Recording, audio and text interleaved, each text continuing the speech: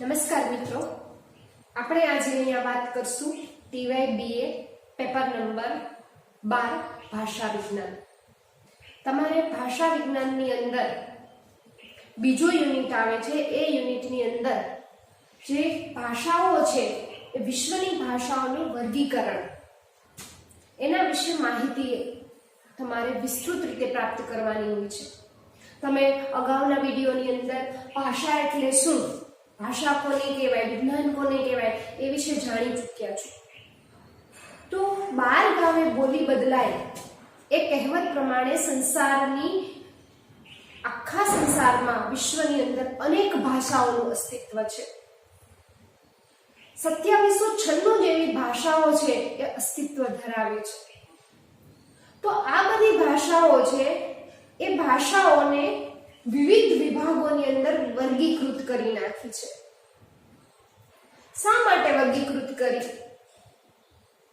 તો કે વર્ગીકરણ કરવાથી કેટલીક ભાષાઓ છે એ ભાષાનું યોગ્ય રીતે છે એ આપણે જ્ઞાન પ્રાપ્ત કરી શકીએ. જો કે અહીંયા જે આંકડો આપ્યો છે એ સ્થાયી નથી, કેમ કે કેટલી બધી ભાષાઓ છે તો ઉત્પન્ન થતી હોય છે. ભાષા અને બોલી વચ્ચે તફાવત છે, તમે જાણો છો. કેટલીક ભાષા તો એવી હોય છે કે જે ભાષા વિશે આપણને ક્યારે જ્ઞાન પણ નથી હોતું, અને કેટલીક ભાષાઓ એવી છે કે જેને આપણે બહુ ટૂંકા સ્વરૂપની અંદર જાણતા હોઈએ છીએ. તો આ બધી ભાષાઓ છે, વિશ્વની અંદર જેટલી ભાષાઓ છે એ ભાષાને અલગ અલગ વિભાગોની અંદર વર્ગીકૃત કરવું એટલે એનું વિભાગીકરણ કરવું. એને અલગ અલગ વિભાગ કર્યા છે. જેમ કે ખંડને આધારે એશિયાઈ, ભાષાને આધારે એની જે સ્વરૂપ છે, એનું સ્ટ્રક્ચર છે એને આધારે, સંપ્રદાયને આધારે. તો તમારી પાસે જો ટેક્સ્ટ બુક હોય તો ટેક્સ્ટ બુકની અંદર આ વર્ગીકરણો કોના આધારે થાય એ બધા વર્ગીકરણોના નામ આપેલા છે. પણ જે ખંડને આધારે જે થતું વર્ગીકરણ છે, જે ભાષાને આધારે થતું વર્ગીકરણ છે, જે આકૃતિને આધારે થતું વર્ગીકરણ છે, જે પરિવારને આધારે થતું વર્ગીકરણ છે, જે ધર્મને આધારે થતું વર્ગીકરણ છે, એ બધાને તાર્કિક અથવા ભાષા વૈજ્ઞાનિક રીતે કોઈ જ સંબંધ નથી. એમાંના 2 પરિવાર એવા છે કે જેનું ભાષા વૈજ્ઞાનિક રીતે એનું કોઈ તથ્ય છે. માટે આપણે ભાષા વિજ્ઞાનની અંદર એવા 2 વર્ગીકરણોની ચર્ચા કરવાની છે જેનું અધ્યયન વૈજ્ઞાનિક હોય, એ વિજ્ઞાનની એને સિદ્ધિ પ્રાપ્ત હોય એવા 2 વર્ગીકરણો છે: આકૃતિમૂલક વર્ગીકરણ અને પારિવારિક વર્ગીકરણ. તો આકૃતિમૂલક વર્ગીકરણ કોને કહેવાય અને પારિવારિક વર્ગીકરણ કોને કહેવાય? અહીંયા સુધી સમજાણું કે વિશ્વની જેટલી ભાષાઓ છે એને અલગ અલગ વિભાગની અંદર, જેમ કે ખંડને આધારે વર્ગીકરણ કર્યું કે આટલી ખંડને આધારે, આટલી આકૃતિને આધારે, આટલી પરિવારને આધારે, આટલી ધર્મને આધારે, જુદી છે. આટલી ભૌગોલિક પરિસ્થિતિને આધારે આ ભાષા છે તો એમાં ભૌગોલિક સામે છે તો ભૌગોલિક વર્ગીકરણની અંદર જશે. આ એક જ પરિવારની છે, આ એક ભાષામાંથી અનેક ભાષાઓ ઉત્પન્ન થઈ તો એક પરિવારની તો એક પારિવારિક વર્ગીકરણની અંદર જશે. વ્યાકરણિક તો કે વ્યાકરણિક મૂલ્ય છે તો એ આકૃતિક મૂલકની અંદર જશે. એટલે જુદા જે વિભાગો કર્યા એ બધામાંથી ભાષા વિજ્ઞાન કોનો અભ્યાસ કરે છે તો કે આકૃતિમૂલક વર્ગીકરણ અને પારિવારિક વર્ગીકરણ. એટલે કે વિશ્વની જેટલી ભાષા આપણે મેં હમણાં આંકડો આપ્યો છે એ ભાષામાંથી કેટલીક ભાષા છે એ આકૃતિમૂલકની અંદર જશે, કેટલીક ભાષાઓ છે એ પારિવારિકની અંદર જશે. તો આકૃતિમૂલક વર્ગીકરણ એટલે શું? તો આકૃતિમૂલક વર્ગીકરણને સમજવા માટે તમારે સૌથી પહેલા વ્યાકરણને સમજવું પડે. આપણે કોઈ પણ વાક્ય બોલીએ છીએ તો એ વાક્ય છે એની અંદર વ્યાકરણ હોય, બરાબર? તો કોઈ પણ વાક્યની અંદર 2 તત્વ હોય: અર્થ તત્વ અને સંબંધ તત્વ.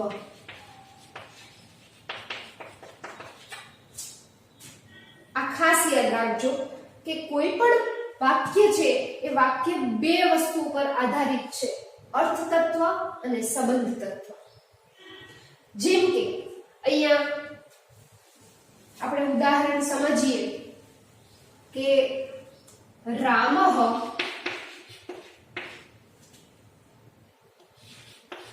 રાવણમ હંતિ. બરાબર? તો અહીંયા આ વાક્ય છે, વાક્યનો આધાર કોની ઉપર છે? અર્થ તત્વ અને સંબંધ તત્વ. તો આ જે રામ છે, આ રાવણ છે અને અહીંયા હન છે. આ જે મૂળ શબ્દો છે એ મૂળ શબ્દને અર્થ તત્વ કહેવાય. જ્યારે અહીંયા જે સુ પ્રત્યય છે પ્રથમા વિભક્તિનો, અહીંયા નમ પ્રત્યય છે અને અહીંયા તી પ્રત્યય છે. જો તો આ પ્રત્યયો છે, આ મૂળ શબ્દો એટલે પ્રાતિપદિક છે, આ ધાતુ છે એ અર્થ તત્વ છે. અને સુ રમ તી અહીંયા રાવણમ છે ને, તો આ જે પ્રત્યયો લાગ્યા છે એ સંબંધ તત્વો છે.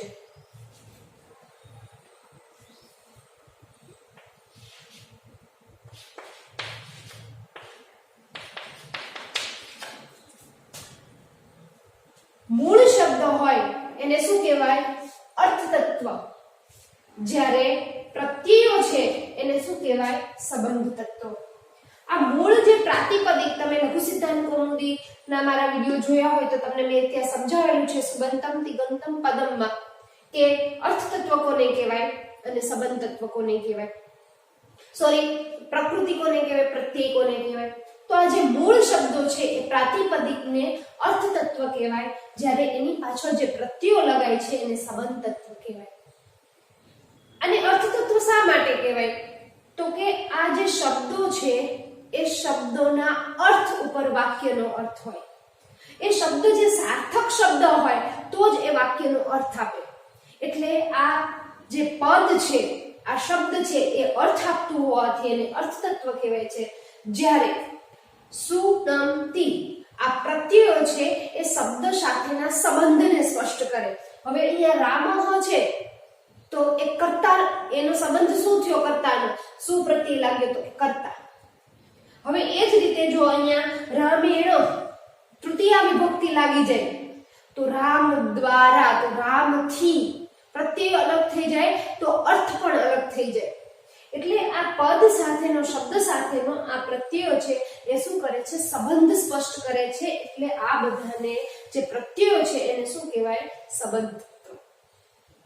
તો જે વર્ગીકરણ, ખાસ યાદ રાખજો કે જે વર્ગીકરણ આ સંબંધ તત્વ પર આધારિત હોય, એટલે કે આ પ્રત્યયોને કોની સાથે સંબંધ છે? કે વ્યાકરણ સાથે. તો કે જે વ્યાકરણિક, એટલે જો કે આ પ્રત્યયો જોડાવાથી આમાં કંઈક પરિવર્તન આવે, રામનું રામઃ થાય. એટલે આપણે પદ રચના કરી, બરાબર? રચના કરી છે આપણે એક પદની. તો એ સમયે અહીંયા એક આકૃતિ તૈયાર થઈ. એટલે જે વર્ગીકરણને યાદ રાખજો, જે વર્ગીકરણને સંબંધ તત્વ સાથે લેવા દેવા છે કે જેનાથી એક પદની, એક શબ્દની આકૃતિ તૈયાર થાય છે. વ્યાકરણથી શું થાય? પદની આકૃતિ તૈયાર થાય. તો એવા વર્ગીકરણને કેવું વર્ગીકરણ કહેવાય?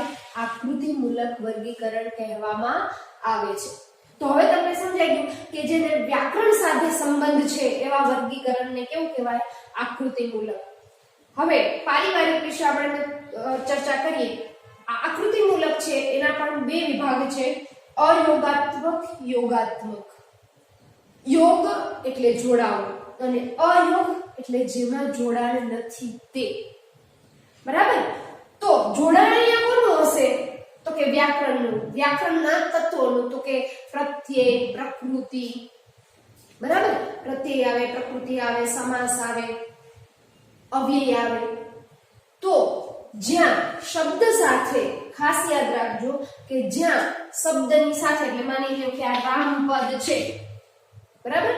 તો શબ્દની સાથે જ્યાં કોઈ જ લેવા દેવા આ શબ્દની પાછળ કોઈ જ પ્રકારના વ્યાકરણિક પ્રત્યયો ન લાગે.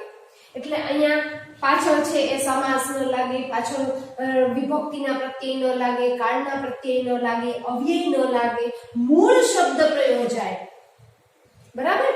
તો જ્યાં યોગ નથી, જ્યાં વ્યાકરણનો યોગ નથી, એવી ભાષાને અયોગાત્મક ભાષા કહેવામાં આવે છે. એટલે કે જ્યાં વ્યાકરણના પ્રકૃતિ, પ્રત્યય આદિ વગેરે પ્રત્યય એક પણ પ્રત્યય ન જોડાય, માત્ર ને માત્ર મૂળ શબ્દથી વાક્ય રચના થતી હોય, તો એવા વર્ગીકરણને, એવી ભાષાને કેવી ભાષા કહેવામાં આવે છે? અયોગાત્મક ભાષા કહેવામાં આવે છે. જેમ કે ચીની ભાષા.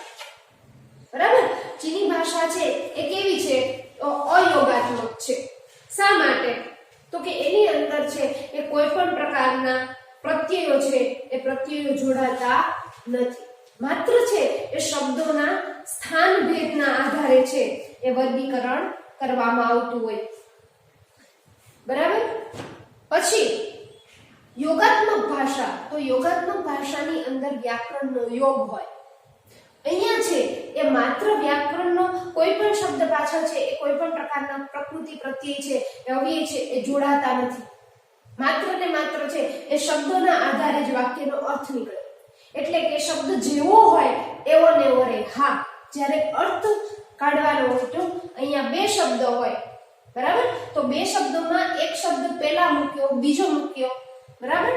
તો એનો અલગ છે. પછી અહીંયા જે શબ્દ છે એને આગળ રાખી દો, આગળ જે શબ્દ છે એને પાછળ મૂકી દો, તો સ્થાન ભેદ, શબ્દોનો સ્થાન ભેદ થાય તો અર્થ બદલી જાય.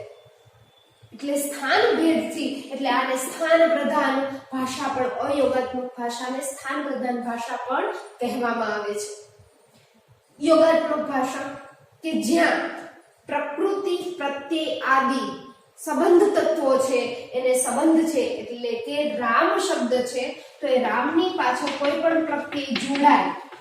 અહીંયા શું છે કે વ્યાકરણના કોઈ વ્યાકરણાત્મક કોટીઓ છે એનો યોગ નથી, જ્યારે અહીંયા વ્યાકરણાત્મક કોટીનો શું છે? યોગ છે. માત્ર શબ્દ છે એનું પ્રાધાન્ય નથી. અહીંયા માત્ર શબ્દનું પ્રાધાન્ય હતું અને અહીંયા માત્ર શબ્દનું પ્રાધાન્ય નથી. શબ્દમાંથી પદ એટલે રૂપ તૈયાર કરવું પડે, આકૃતિ તૈયાર કરવી પડે. શબ્દની પાછળ યોગ. બરાબર? શોનો યોગ? તો કે પ્રત્યયનો યોગ. એટલે વિભક્તિના પ્રત્યયો, કાળના પ્રત્યયો, અવયવો વગેરેનું જોડાણ કરવું પડે છે. ત્યારે છે એ યોગાત્મક ભાષા થાય. એટલે કે સંસ્કૃત ભાષા છે એ કેવી ભાષા થઈ? તો કે યોગાત્મક ભાષા. બરાબર? એટલે જ્યાં વ્યાકરણાત્મક કોટીનો સંબંધ છે એ યોગાત્મક ભાષા, અને જ્યાં વ્યાકરણાત્મક કોટીનો કોઈ પણ રીતે સંબંધ નથી એ અયોગાત્મક ભાષા. ચીની ભાષા છે એના તમે વાક્ય રચના જુઓ તો એની અંદર કોઈ પણ પ્રકારના પ્રત્યયો છે એ શબ્દ પાછળ લાગેલા હોતા નથી. જ્યારે યોગાત્મક ભાષા છે એની પાછળ, શબ્દની પાછળ પ્રત્યયો લાગે તો જ વાક્યનો અર્થ નીકળે છે. જેમ કે રામઃ રાવણમ હનતિ. તો રામને શું પ્રત્યય લાગે તો જ અર્થ સ્પષ્ટ થાય. રાવણને પ્રત્યય લાગે તો જ અર્થ સ્પષ્ટ થાય. માત્ર અહીંયા રામ, રાવણને હન મૂકી દો તો કોઈ પણ પ્રકારે અર્થ સ્પષ્ટ થતો નથી. એટલે આવા વાક્યની અંદર વ્યાકરણના પ્રત્યયોનો યોગ છે તો એવી ભાષાને કેવી કહીશું? યોગાત્મક. એટલે જો કોઈ પણ રીતે તો આકૃતિમૂલક વ્યાકરણિક જ છે. વ્યાકરણિક વર્ગીકરણને જ આકૃતિમૂલક વર્ગીકરણ કહેવાય. તો એ આકૃતિમૂલકની અંદર પણ બે વિભાગ, કે અમુક ભાષા એવી છે કે જ્યાં વ્યાકરણનો યોગ નથી એ અયોગાત્મક, અને અમુક ભાષાઓ એવી છે કે જ્યાં વ્યાકરણ વગર ભાષાનું અસ્તિત્વ જ નથી તો એ યોગાત્મક ભાષા. હવે યોગાત્મક ભાષાના પણ ફરીથી ત્રણ પ્રકાર: અશ્લિષ્ટ, પ્રશ્લિષ્ટ અને શ્લિષ્ટ અને પ્રશ્લિષ્ટ. હવે જો કે તમને યોગાત્મક ભાષા છે એમાં સમજાઈ ગયું છે કે યોગાત્મક ભાષાની અંદર મૂળ પ્રકૃતિ અને પ્રત્યયનો યોગ હોય, જ્યારે અહીંયા મૂળ પ્રકૃતિ અને પ્રત્યયનો યોગ હોતો નથી. અહીંયા પ્રકૃતિ અને પ્રત્યયનો યોગ હોય, વ્યાકરણાત્મક કોટી છે એની આવશ્યકતા હોય. બરાબર? તો આ ઉદાહરણમાં શું છે? તો કે અશ્લિષ્ટ ભાષાઓ કઈ કઈ છે? તો કે જેની અંદર પ્રકૃતિ અને પ્રત્યય સ્પષ્ટ દેખાય. જે શબ્દની અંદર પ્રકૃતિ અને પ્રત્યય સ્પષ્ટ દેખાય એવી ભાષાને અશ્લિષ્ટ કહેવાય. જેમ કે સુંદરતા. બરાબર? તો સુંદર એ શું છે? તો કે પ્રકૃતિ છે અને તા એ શું છે? પ્રત્યય છે. તો જ્યાં પ્રકૃતિ અને પ્રત્યય સ્પષ્ટપણે દેખાય એટલે સુંદર પ્લસ તા. તો જ્યાં પ્રત્યય આપણને સરળતાથી દેખાય છે સુંદરતા. બરાબર? તો સુંદરતા એ શું છે? અશ્લિષ્ટ ભાષા. અશ્લિષ્ટ ભાષાની અંદર પ્રકૃતિ અને પ્રત્યય છે એનો યોગ સ્પષ્ટપણે જોવા મળે છે. જેમ કે સુંદરતા, સુંદર વત્તા તા. શ્લિષ્ટ ભાષા. શ્લિષ્ટ ભાષાની અંદર શું હોય? તો કે પ્રકૃતિની અંદર થોડો ઘણો ફેર પ્રત્યય જોડાવાથી, પ્રકૃતિ સાથે પ્રત્યય તો જોડાય છે. શા માટે? કેમ કે યોગાત્મક ભાષા છે એટલે. તો પ્રકૃતિની અંદર જ્યારે પ્રત્યય જોડાય છે ત્યારે શું થાય છે? તો કે પ્રકૃતિની અંદર થોડો ઘણો ફેરફાર થાય છે. જેમ કે અશ્લિષ્ટની અંદર સુંદરતા શબ્દ હતો તો સુંદર તો એમનેમ જ રહ્યો, પણ પાછળ તા લાગી. તો અહીંયા જે પ્રકૃતિ હોય, મૂળ શબ્દ હોય એને પ્રકૃતિ કહેવાય. જેમ કે રામઃ. બરાબર? તો આ પ્રત્યય છે ને રામ છે એ શું છે? મૂળ પ્રકૃતિ. તો એ પ્રકૃતિની અંદર ફેરફાર થાય. જેમ કે વેદ શબ્દ છે. બરાબર? વેદ શબ્દ છે એ પ્રકૃતિ છે, મૂળ શબ્દ છે. હવે એની પાછળ ઈક પ્રત્યય લગાડો. કયો પ્રત્યય લગાડો? ઈક પ્રત્યય લગાડો. તો તમારી પાસે શબ્દરૂપ કેવું થઈ જાય? વૈદિક. દની અંદર ઈક ભળી જાય છે તો વેદ પ્લસ ઈક બરાબર શું થઈ ગયું? વૈદિક. તો આ જે મૂળ પ્રકૃતિ હોય એની અંદર જો પ્રત્યય ભળાય, જેમ કે સમાજ પ્લસ ઈક તો સામાજિક. આખો શબ્દ છે એ પરિવર્તિત હોય તો અહીંયા મૂળ જે શબ્દ હોય એ મૂળ શબ્દની અંદર થોડો ઘણો ફેરફાર થાય એવી ભાષાને કેવી કહેવાય? શ્લિષ્ટ. જ્યારે પ્રશ્લિષ્ટ ભાષા. પ્રશ્લિષ્ટ ભાષા કેવી છે? તો કે પ્રશ્લિષ્ટ ભાષાની અંદર પ્રકૃતિ પ્લસ પ્રત્યય અંદરો અંદર એટલા બધા ઓળઘોળ થઈ જાય. આમાં શું હતું કે અલગ અલગ દેખાય. આની અંદર શું હતું કે તો પ્રકૃતિમાં થોડો ઘણો ફેરફાર થાય. જ્યારે પ્રશ્લિષ્ટ ભાષા છે એ પ્રશ્લિષ્ટ ભાષાની અંદર પ્રકૃતિ અને પ્રત્યય એટલા બધા મિશ્ર થઈ જાય છે કે એનો પ્રકૃતિ અને પ્રત્યયને અલગ અલગ કરવા એ અશક્ય છે. તમે અલગ એને તારવી નથી શકતા કે પ્રકૃતિ છે કે પ્રત્યય. જેમ કે ઋતુ. આ ઋતુનું છે તો એનું આર્જવ થઈ ગયું. બરાબર? ઋતુમાંથી શું બન્યું? આર્જવ. એવા તો આપણી પાસે ઘણા બધા ઉદાહરણો છે કે જે યોગાત્મક બની જતા હોય છે. તમારી પાસે જો આ ટેક્સ્ટ બુક હોય તો આ ટેક્સ્ટ બુકની અંદર ઘણા બધા ઉદાહરણો છે એ તમને જોવા મળશે. જેમ કે મક્તબ તો મકાતીબ. તો મૂળ શબ્દ હોય એ મૂળ શબ્દમાંથી કોઈ બીજો આની અંદર રૂ છે પણ આપણને પ્રકૃતિ અને પ્રત્યય છે એના કારણે આપણને એ પ્રકૃતિ અને પ્રત્યયને આપણે અલગ અલગ તારવી શકતા નથી. જો ફરીથી આપણે જોઈએ આકૃતિમૂલક વર્ગીકરણ એટલે સંબંધ તત્વ અને અર્થ તત્વ. તો સંબંધ તત્વ સાથે જે ભાષાને લેવા દેવા છે, જે વર્ગીકરણને લેવા દેવા છે એને આકૃતિમૂલક કહેવાય. આકૃતિમૂલકના પણ બે વિભાગ, અયોગાત્મક અને યોગાત્મક. અયોગાત્મક ચીની ભાષા, યોગાત્મક સંસ્કૃત ભાષા. અશ્લિષ્ટ, શ્લિષ્ટ અને પ્રશ્લિષ્ટ. પ્રકૃતિ પ્રયોગનો પ્રકૃતિ અને પ્રયોગ સ્પષ્ટ દેખાય, શ્લિષ્ટની અંદર સ્પષ્ટ ન દેખાય પણ જે પ્રકૃતિ છે એમાં થોડો ઘણો ફેરફાર આવે. અને પ્રશ્લિષ્ટ છે એ પ્રશ્લિષ્ટ એટલે કે પ્રકૃતિ અને પ્રત્યય બંને અંદરો અંદર ઓળઘોળ થઈ જાય જેને અલગ કરવા શક્ય નથી. પછી આ શ્લિષ્ટના પણ પેટા પ્રકારો છે, અશ્લિષ્ટના પણ પેટા પ્રકારો છે. કેવી રીતે? તો કે ઘણી વખત છે એ પૂર્વની અંદર, બરાબર, અશ્લિષ્ટની અંદર પ્રકૃતિ પ્રત્યે અલગ જ હતા ને, અલગ દેખાય તો ઘણી વખત આગળ દેખાય, ઘણી વખત પાછળ દેખાય, ઘણી વખત મધ્યમાં દેખાય. એ રીતે છે એ બધાના પેટા પ્રકારો પણ પાડવામાં આવ્યા છે જે તમારી ટેક્સ્ટ બુકની અંદર છે. એક વખત જોશો તમને ખ્યાલ આવશે. પછી આપણે અત્યારે વાત કરીએ પારિવારિક વર્ગીકરણ. તો કે વિશ્વની કેટલી બધી ભાષાઓ, અત્યારે આપણે વાત કરી આકૃતિને આધારે, બરાબર. તો વિશ્વની અંદર કેટલી બધી ભાષાઓ એવી છે કે જે એક જ પરિવારમાંથી જન્મી છે. જેમ કે કોઈ વિદ્વાન છે, અંગ્રેજી વિદ્વાન, એ વિદ્વાને ભાષાઓ, જે જુદી જુદી ભાષાઓ છે એની તુલના સંસ્કૃત ભાષા સાથે કરી, ત્યારે એને ખબર પડી કે આ બધી ભાષાઓ છે એ તો શેમાંથી ઉત્પન્ન થઈ છે, તો સંસ્કૃત ભાષામાંથી. તો જેમ એક વ્યક્તિના સંતાનો છે, ફરીથી એના સંતાનો, ફરીથી એના સંતાનો, તો જેમ ભલે પેઢી દર પેઢી અલગ થઈ જાય પણ સંતાનો છે એ એક જ પરિવારના ગણાય, એમ અહીંયા ભાષામાંથી ભાષાની ઉત્પત્તિ, ભાષામાંથી ભાષાની ઉત્પત્તિ. તો એ પરિવાર છે એ એક જ પરિવારની અંદર ભાષાઓને વર્ગીકૃત કરી છે. તો એક જ પરિવારની અંદર કોના આધારે, તો કે કેટલીક ભાષાઓ એવી હતી કે જેને ધ્વનિની, 2-3 ભાષાઓ હોય તો એમાં ધ્વનિની સામ્યતા હોય, કેટલાકમાં પદરચનાની સામ્યતા હોય, કેટલાકમાં વાક્યની સામ્યતા હોય. અહીંયા તો શું હતું, સંબંધ તત્વ અને અર્થ તત્વ, અહીંયા તો આખું વાક્યની સામ્યતા હોય. તો એ સામ્યતાઓને આધારે અલગ અલગ પરિવારોની કલ્પના કરવામાં આવી. તો ઘણા બધા વિદ્વાનો છે એ 18 પારિવારિક વર્ગીકરણ દેખાડે છે, કોઈ 10 કહે છે, કોઈ 13 કહે છે, કોઈ તો 100 પરિવારની કલ્પના કરે છે. તો અહીંયા પારિવારિક વર્ગીકરણ આમ તો મૂળ 18 માનવામાં આવે છે, પણ 13 જેવા મુખ્ય પરિવારો છે, જેમ કે ભારત યુરોપીય પરિવાર, દ્રાવિડ પરિવાર, તામિલ પરિવાર, એવા બધા 13 જે પરિવારો છે એનું વર્ગીકરણ તમારા ટેક્સ્ટબુકની અંદર હશે, તમે જરા જોઈ લેજો. તો જે એક જ કુળમાંથી ઉત્પન્ન થયેલી ભાષાઓને પણ અલગ અલગ તારવવામાં આવી અને એવા અલગ અલગ પરિવારની કલ્પના કરવામાં આવી છે. આ ભાષા વિજ્ઞાનની વિશ્વની ભાષાઓનું વર્ગીકરણ 2 રીતે, આકૃતિમૂલક વર્ગીકરણ અને પારિવારિક વર્ગીકરણ. અસ્તુ.